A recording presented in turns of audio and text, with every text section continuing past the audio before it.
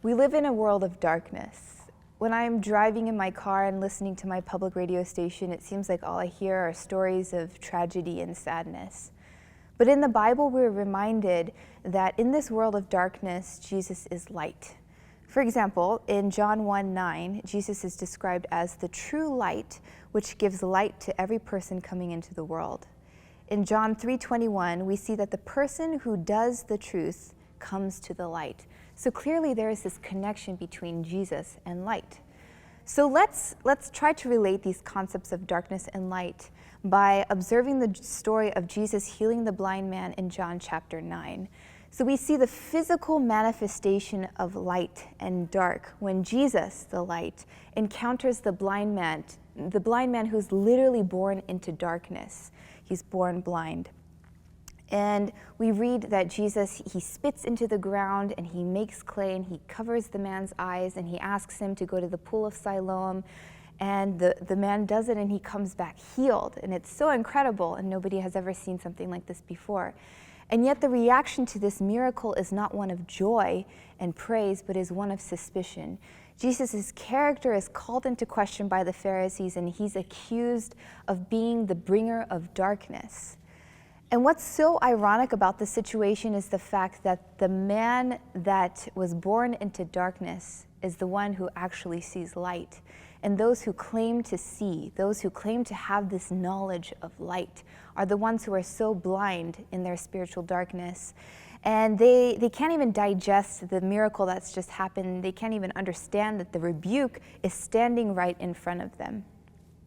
So eventually we learn that the man finds Jesus and he declares his belief in him.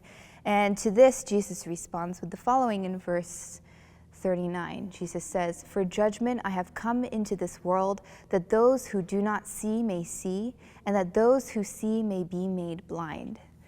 So at first when I read that verse, I kind of played devil's advocate and I thought, man, this is kind of unfair to the Pharisees because it seems like Jesus is saying, I want those who see to be made blind.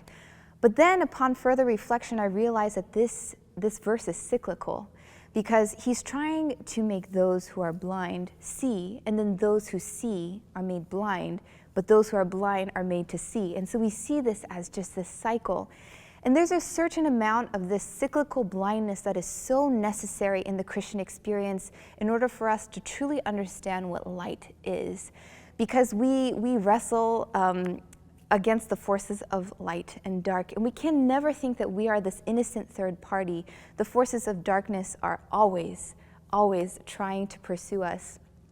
And we can't think ourselves so above all of this, because once we think that we are, then we are blind to something. And the forces of darkness are going to fill that blindness with something that will lead us further into darkness, whereas the forces of light are going to lead us to the cross and a better understanding of our salvation. So we really need to recognize the fact that our sight is limited and that we need a Savior to help us understand what light truly is.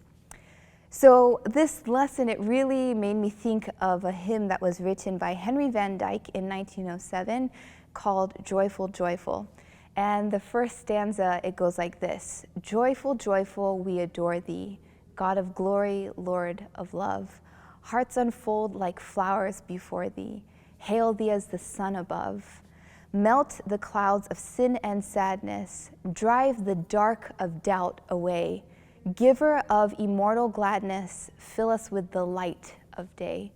And so it is my prayer for all of us to ask God to fill us with the light of day, to cover our eyes with clay, and to open our eyes to the light.